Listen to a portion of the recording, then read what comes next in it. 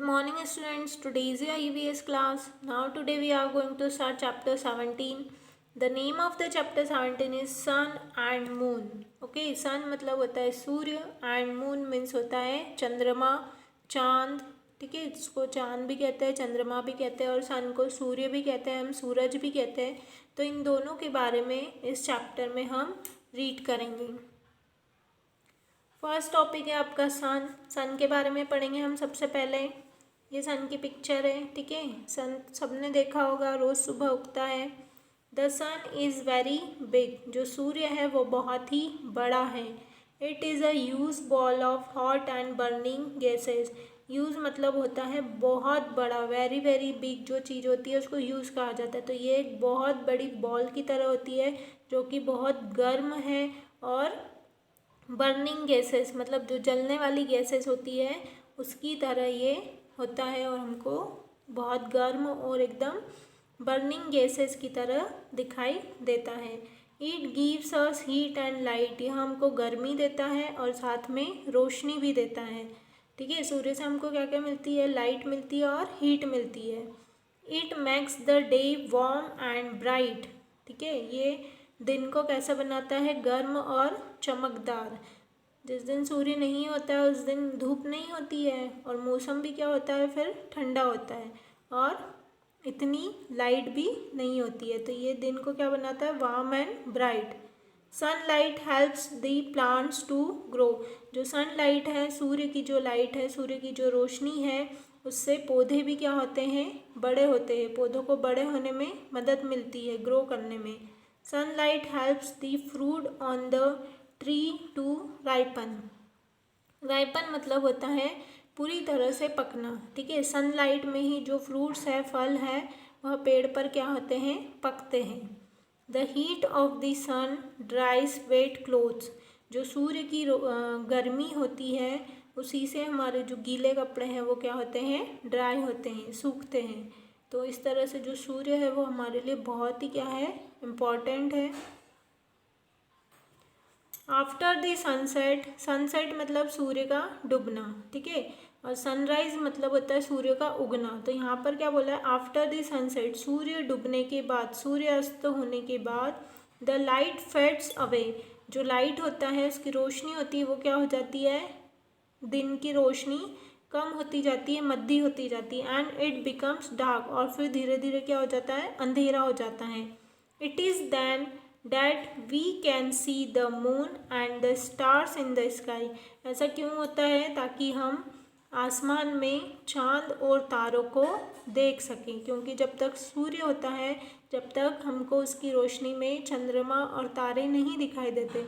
होते हैं वो पूरे समय वहीं रहते हैं, आसमान में ही रहते हैं. कहाँ जाएंगे वहाँ से? ठीक है, तो दिन में लेकिन सूर्य की रोशनी क्या होती है? बहुत ही तेज़ होती है, जिस कारण हमको चंद्रमा और तारे नहीं दिखाई देते.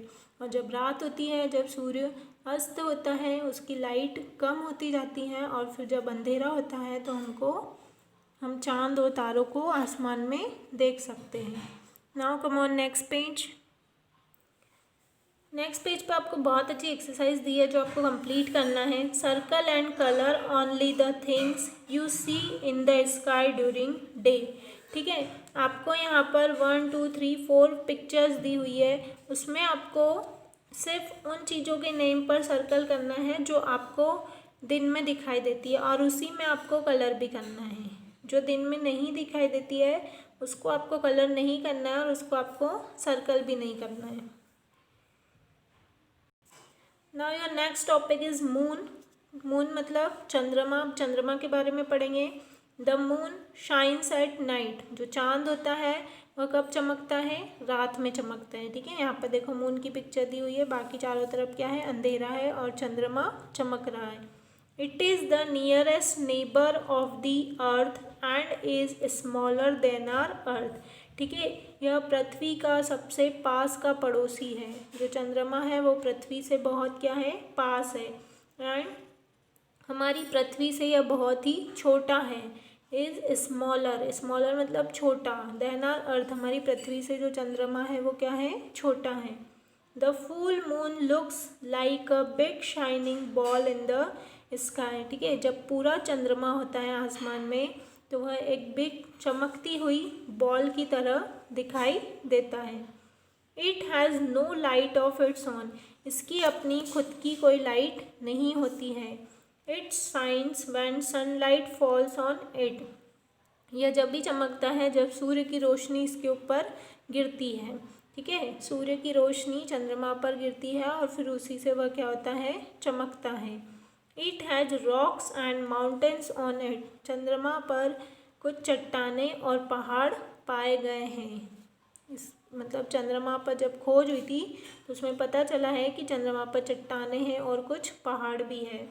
There is no air to breathe and no water to drink on the moon, चंद्रमा पर ना तो कोई हवा है सांस लेने के लिए और ना ही पीने का पानी होता है। वहाँ पर कुछ भी नहीं है, ना हवा है और ना ही पानी है। There is no life on the moon, वहाँ पर कोई जीवन नहीं है। जिस तरह से पृथ्वी पर जीवन है, पानी है, हवा है, पेड़ पौधे हैं, जीव जंतु है, इस तरह से चंद्रमा पर कुछ भी नहीं है, वहाँ पर जीवन नहीं होता है, ठीक है। तो आज इस चैप्टर को हम यहीं तक रीड करेंगे। आपको सन और मून के बारे में अच्छे से रीड करना है और जो एक्सरसाइज मैंने दी है उसको कंप्लीट करना है। आपको यहाँ पर एक एक्सरसाइज और दी है, फिल इन द ब्लैंक्स। ये फिलअप्स आप क्या करेंगे, चैप्टर को रीड करने के बाद, यहाँ तक रीड करने के बाद इसको कंप्लीट करेंगे। The sun is a huge ball of hot, आपको चैप्टर जब आप स्टार्ट करेंगे रीडिंग करना तो वहीं से आपको इसके आंसर मिलेंगे। Sunlight helps the plants to, ठीक है, सनलाइट पौधों को किस तरह से मदद करते हैं। सनलाइट हेल्प्स फ्रूट टू, फलों को किस तरह से मदद करती है सूर्य की रोशनी। The sun makes the dash warm and bright, ठीक है, सूर्य किसको गर्म और चमकदार बनाता है। तो ये 4 यहाँ पर फिलअप्स दिए हैं, ये आपको कंप्लीट करना है और सन और मून के बारे में यहाँ तक अच्छे से रीड करके रखना है। Thank you.